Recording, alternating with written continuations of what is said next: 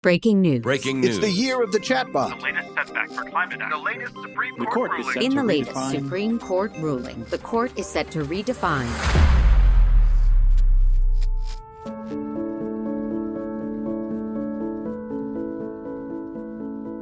Welcoming is at the heart of healing some of the most complex challenges of our time, from the loneliness epidemic to bridging social, political, and economic divides. Hi there, and welcome to the Mission Forward podcast. I'm Carrie Fox, your host and CEO of Mission Partners, a social impact communications firm and certified B Corporation. Thanks for tuning in to today's episode. That was the voice of Rachel Perić, Executive Director of Welcoming America, a nonprofit, nonpartisan organization that leads a movement of inclusive communities becoming more prosperous by ensuring everyone belongs. And if you're thinking what I'm thinking, yes, everyone should know about the work of Welcoming America. And if there ever was a time for this conversation with Rachel, well, it's right now.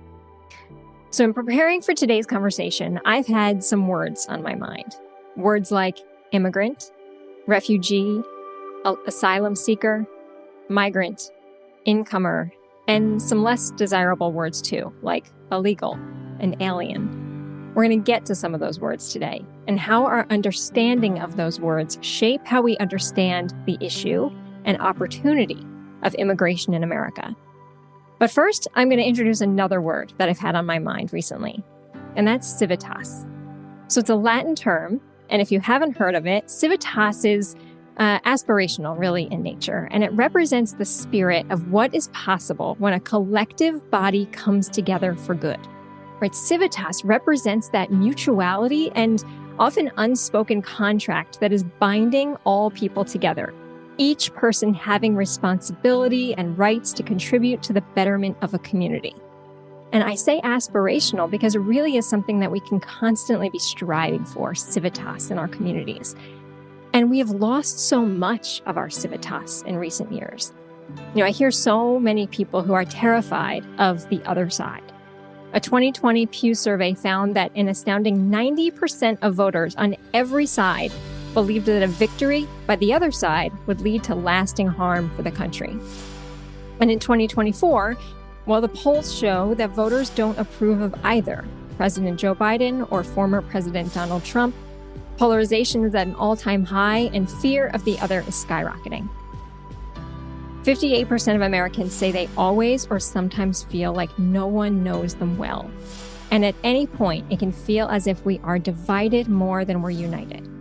Now, we can take that stat for what it is, and we can start to feel hopeless about our future, or we can acknowledge the state of our nation and act to do something about it. Today's guest is doing more than something about it. As noted, Rachel Perić leads Welcoming America, and her organization has just released a groundbreaking new report called The State of Welcoming, which you will have an early look into in this episode.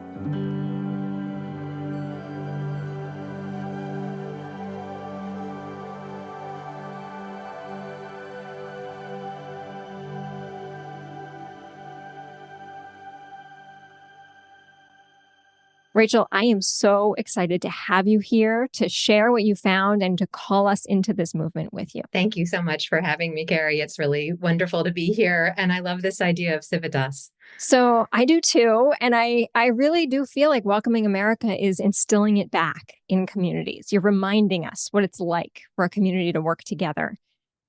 You have such a strong, powerful story, Rachel. What draws you into this work? For folks who don't know you and your work, I wonder if you'll share a little bit more about you.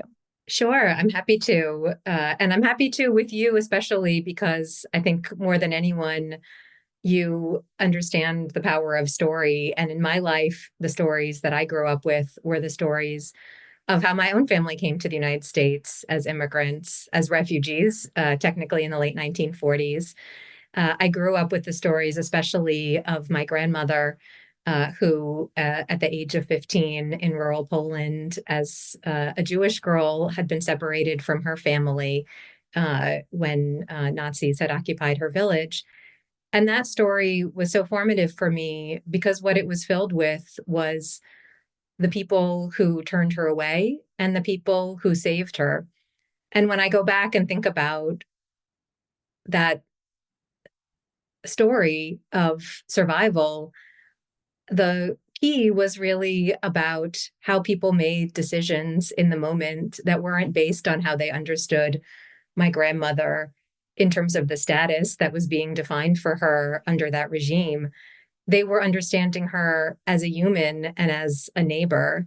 And I think all of us in this sort of quest I've been on since growing up with these stories and what brought me to Welcoming America, all of us, I think, regardless of our political affiliations, regardless of where we were born, whether we identify as immigrants or not as immigrants, or our race or any number of other things, I think all of us can come back to this real sense of our shared humanity and make decisions that really start from that position and recognize others' humanity as well. And that is the kind of North Star that I feel has guided me and guides the work of Welcoming America today. Your story is making me think of my Ethiopian neighbor whose favorite line is, "Neighbor is family." And what a beautiful sentiment that is on what you experienced, what your grandmother experienced, that truly neighbor is family. And if we can get back to that feeling, universally feeling and acting that, what that would mean for the state of our nation and our future.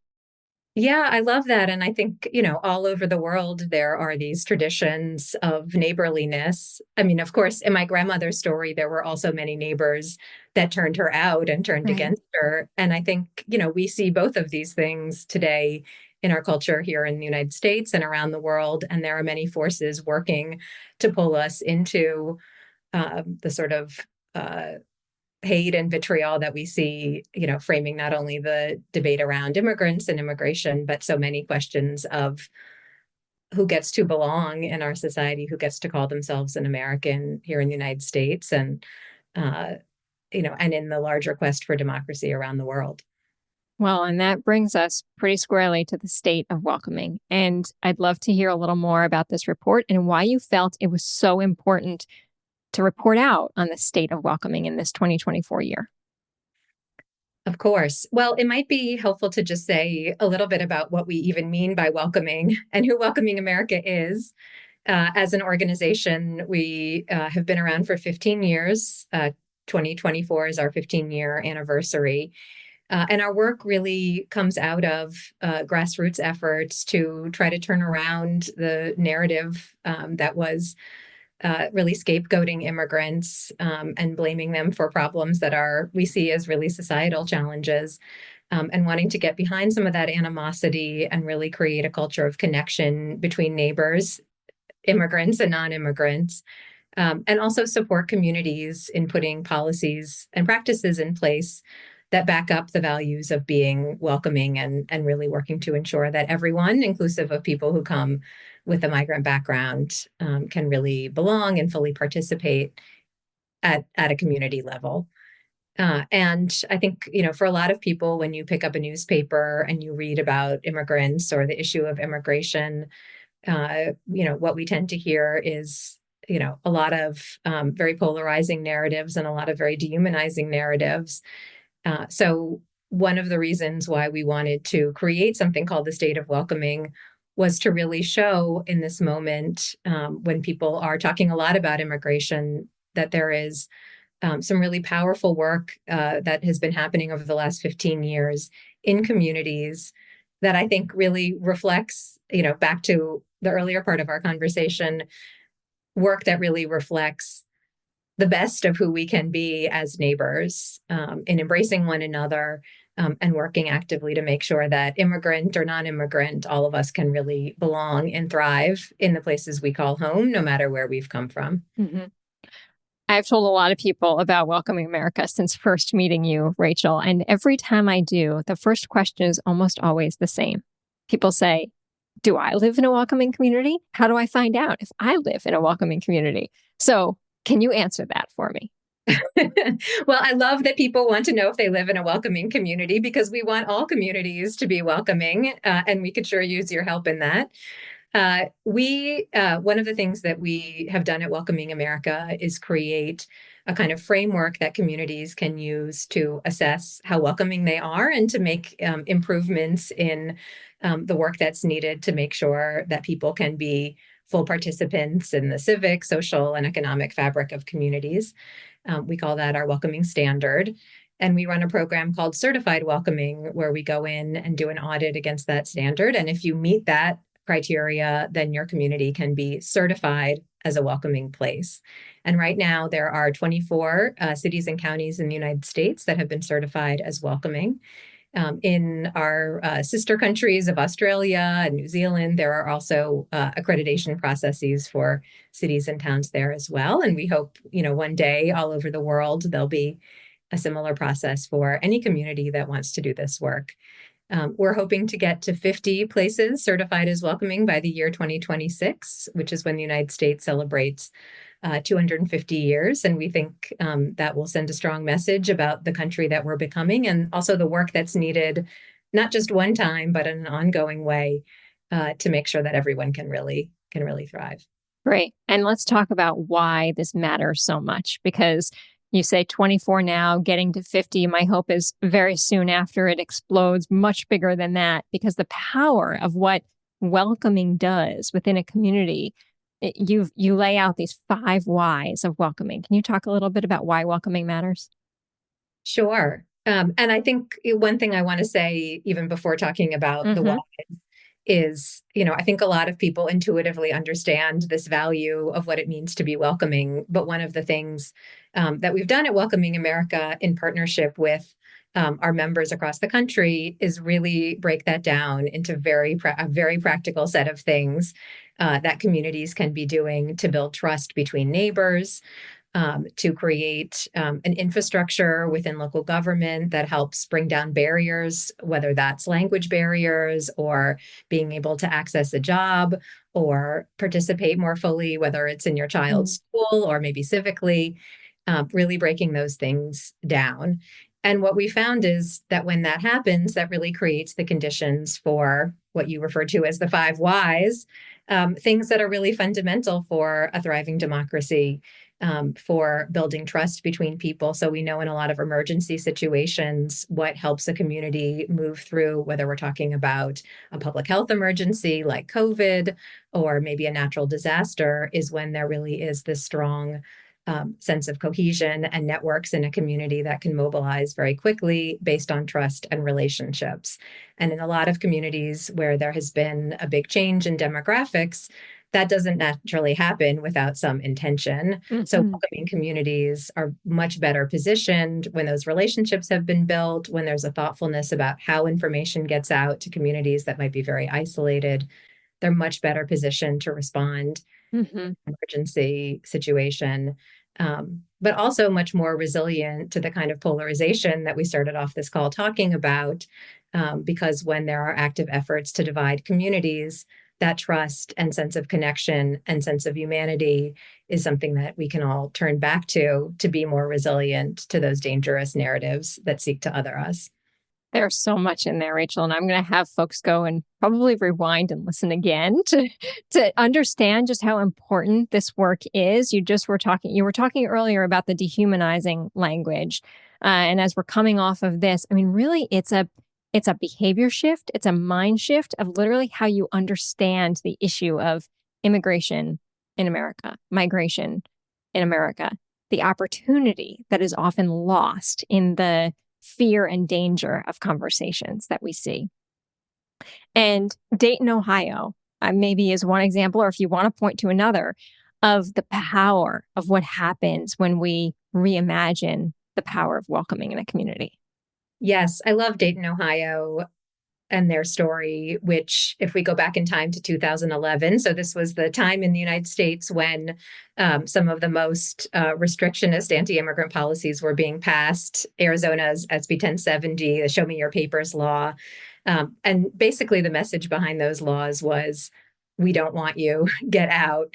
And Dayton said, we want to go the other way. We actually want to be the most welcoming city in the country. And they started that process by bringing the community together and saying, what would it actually look like for us to be a welcoming place?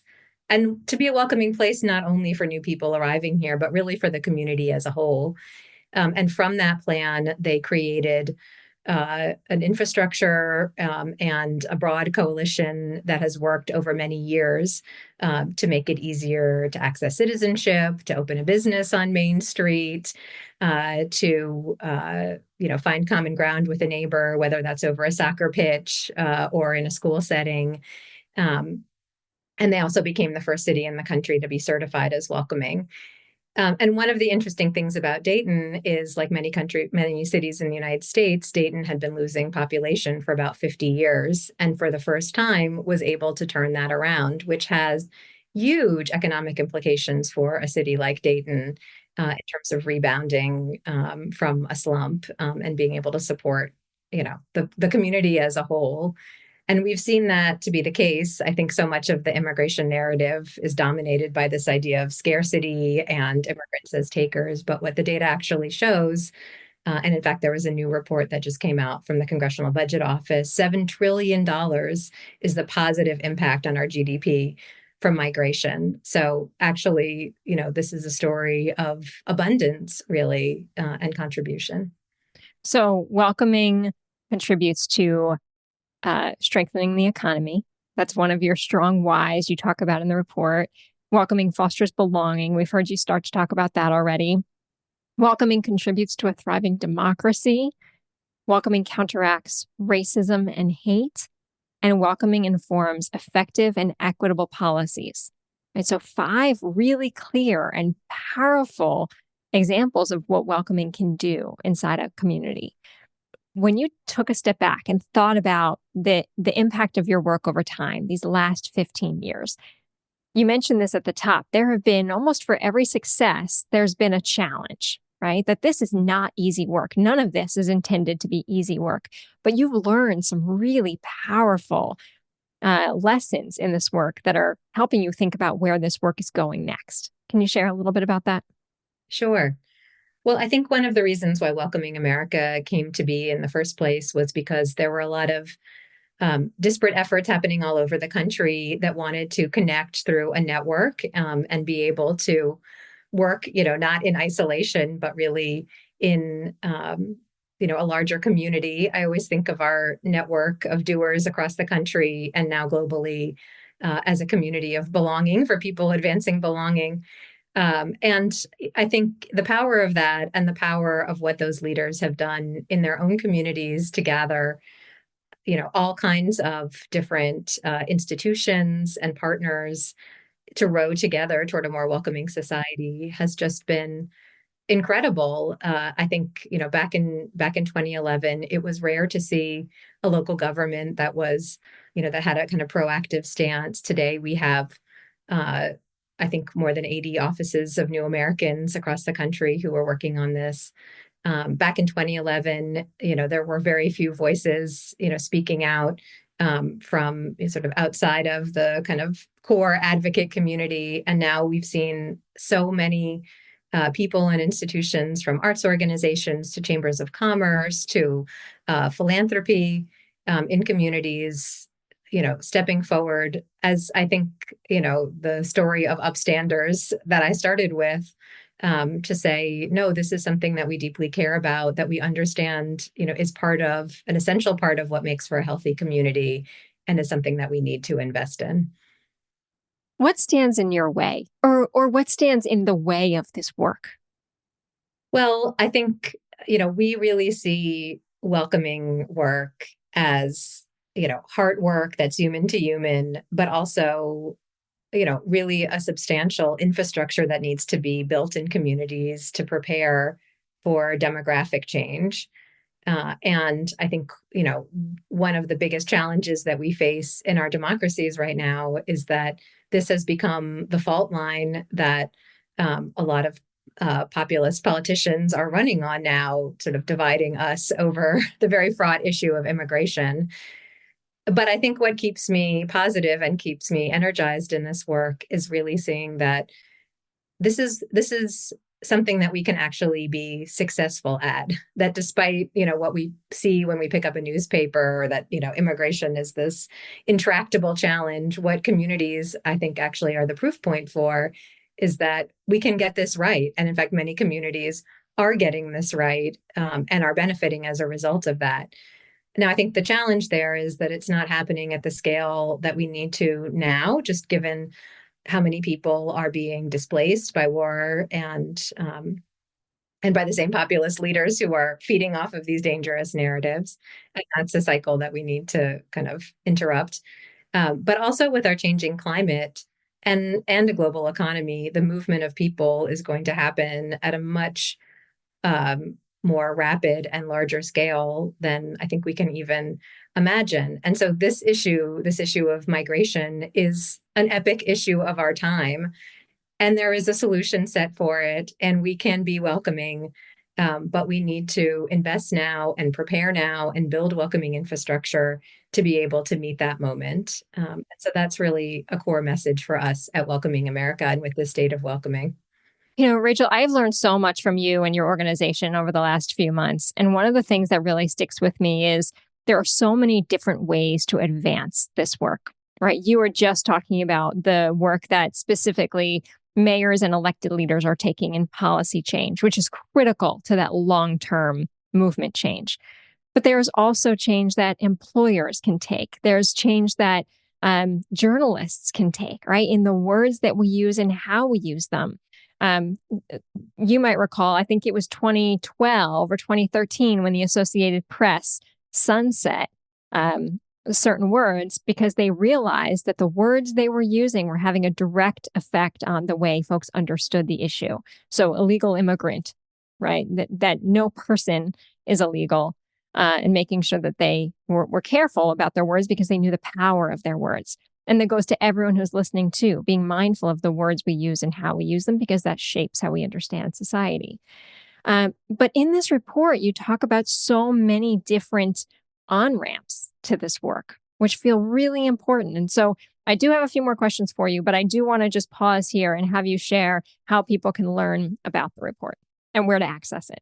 You can find out more by visiting stateofwelcoming.org or by visiting welcomingamerica.org. Great.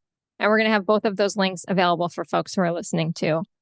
And then, there are so many different questions burning, I'm sure, in people's minds about where this work is, where it goes, and how they opt into it. So for folks who are listening, if they are business leaders, if they're funders, if they are community members and thinking, I may or may not live in a certified welcoming community, but I want to advance this work, how can they?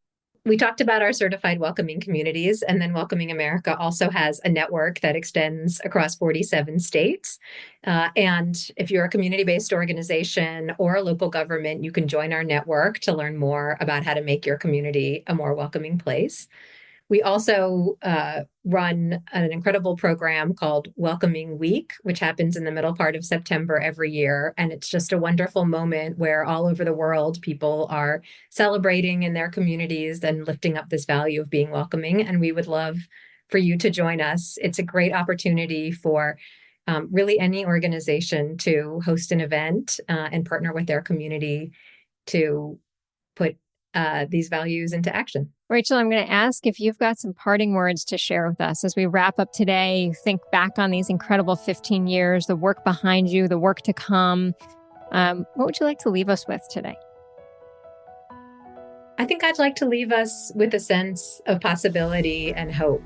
Really, so much of the challenge of polarization, of trying to move through this moment in history, I think is confronting hard truths and also finding a way through that leaves us hopeful and tenacious enough to fight, I think, what the dominant narratives are, which are about scarcity and chaos in our world. And all of those things leave us fearful and then more, I think, susceptible to being pit against one another. We started today talking about words, and words matter. And it matters how the story of immigration gets told, right? It matters. Accurate descriptions and coverage of immigration and asylum and refugees experience matters because it doesn't just help us understand the experiences of others, but it helps pave the way for better policy, right? So I think for everyone who's listening to this conversation, thinking about the work of Welcoming America and how you can plug into this work, recognize that you have a stake and you have responsibility to help us move this work forward too. So, Rachel, thank you so much for inspiring us and for leading this important work. And we look forward to sharing this report with our community. Thank you so much, Carrie. And that brings us to the end of another episode of Mission Forward. If you like what you heard today, I hope you'll stop right now and give this show a 5-star rating wherever you are listening to this podcast. Maybe even forward it to a friend who you think would enjoy today's conversation. And of course, check out the show notes for all of the links referenced in today's show. Mission Forward is produced with the support and wisdom of Pete Wright and the True Story production team, as well as the wonderful Sadie Lockhart of Mission Partners. You can learn more about our work over at missionforward.us. And of course, reach out to me anytime at carrie@mission.partners. Thanks for tuning in today, friend, and I'll see you next time.